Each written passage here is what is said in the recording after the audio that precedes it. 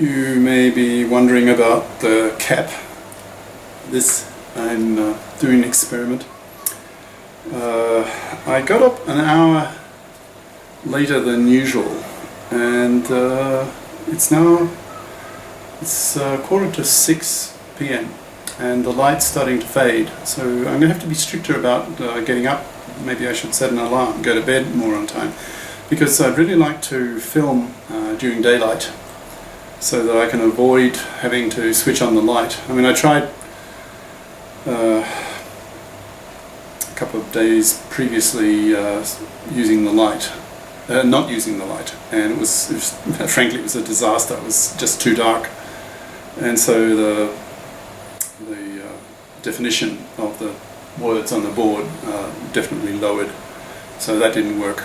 So if the daylight goes, and getting towards 6 p.m. and the sun's going down, it's getting darker, so I need to switch on the light for readability.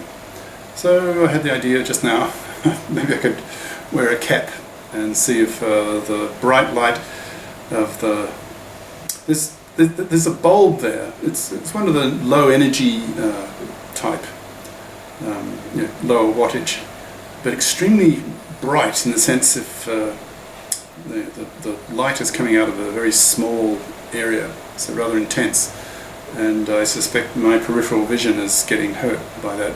Now, what I guess I need to do is to buy a more diffuse bulb, like this, with the light inside it. So that it's something I need to do, I guess. All right. Anyway, so hence the cap.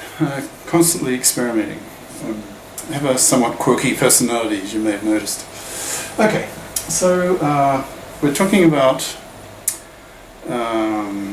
deriving an expression for the magnetic field due to the orbital angular momentum of the nucleus whizzing around the electron from the point of view of the electron. Okay. Now, so we had at the bottom of the previous session, we had an expression dV by dr. V is just the Coulomb potential. Now here we have another expression, eta naught mu naught. This eta appears in the Coulomb expression. V is what is it? The charge on the nucleus divided by 4 pi eta, like this term here, over r.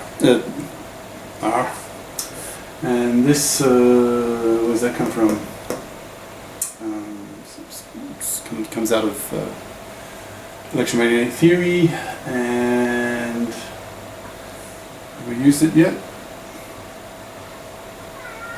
Nope. Now, there's a whole. Now, if you're familiar with electromagnetic theory, there's a whole story behind this, fascinating story.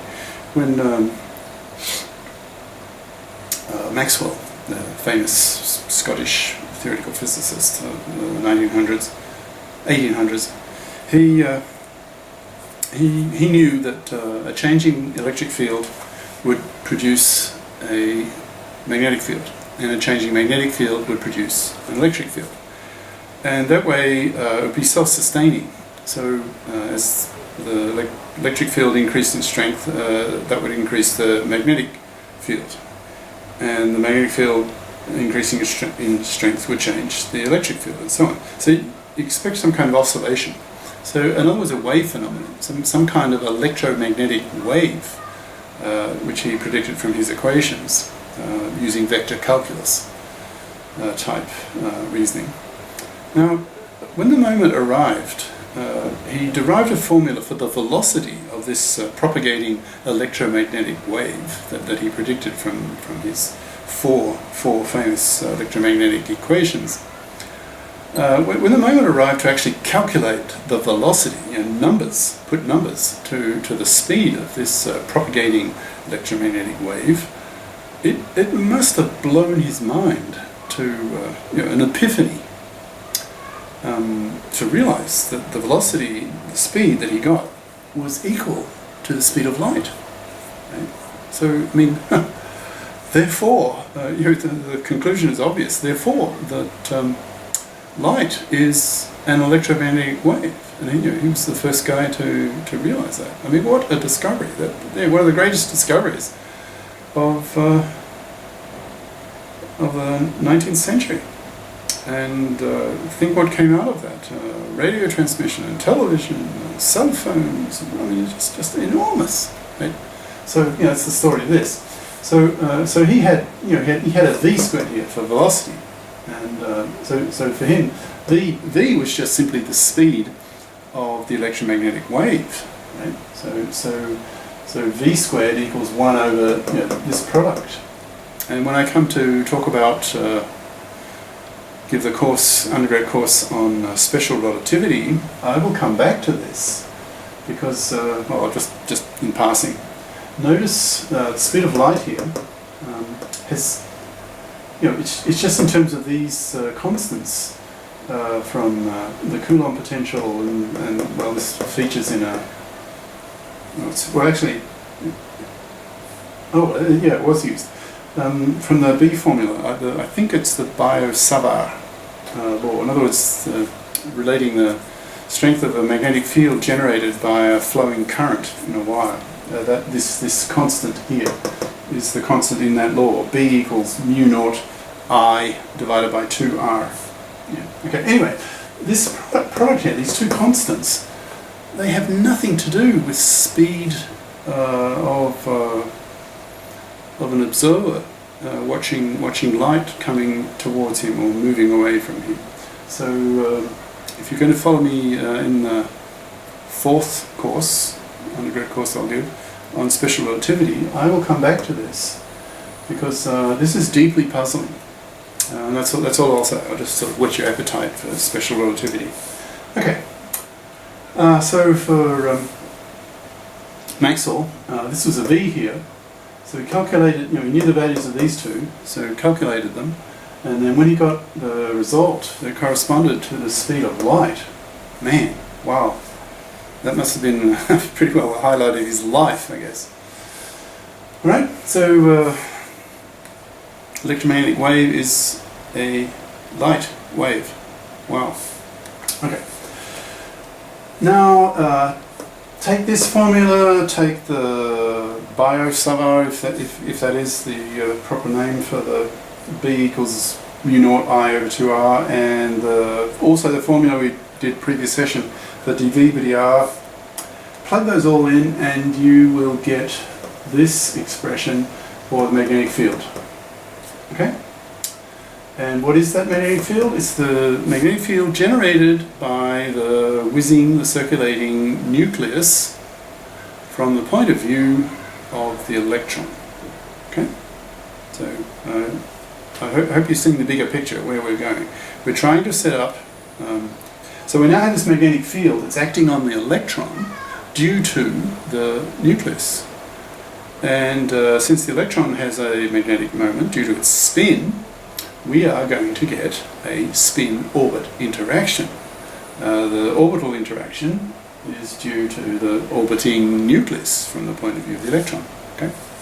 And here's the strength, here's in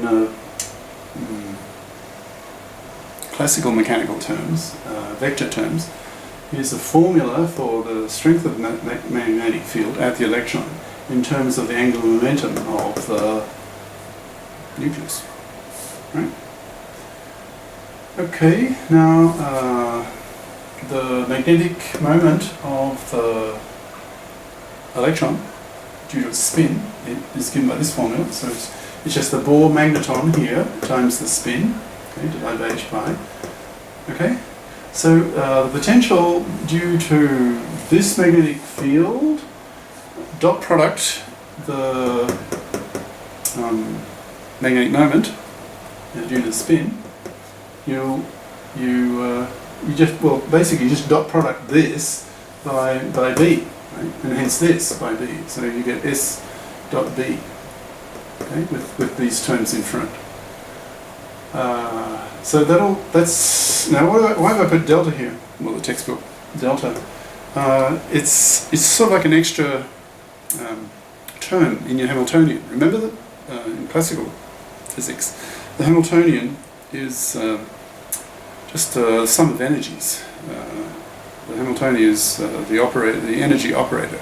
So you'll have kinetic energy terms and potential energy terms. Well, this is an extra potential energy term due to the magnetic field generated by the nucleus, the whizzing nucleus, and the magnetic moment of the electron. It's due to its spin. Okay, so you have this extra energy term that you can add to the Hamiltonian. Now it's small, that's why I put a delta. Well, textbook put a delta. So it'll be a small correction to the energy eigenvalues of your Hamiltonian, of your energy operator. Okay. All right.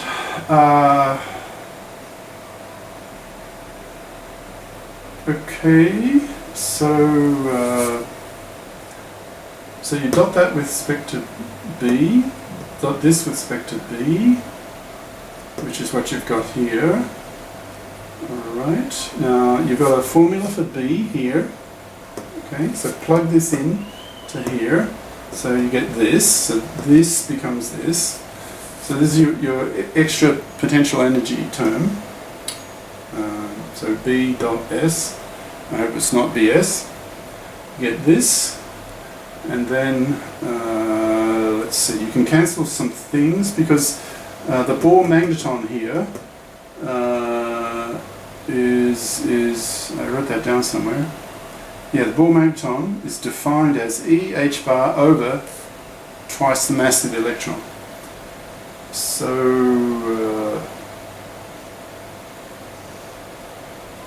now GS is 1, GL was 2. What's the other way around? No, sorry, GS is 2. Okay, so the 2's cancel.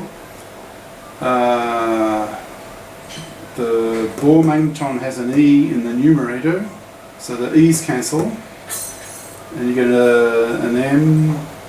You get another M from the Bohr magneton, so you get M squared. That's where this comes from.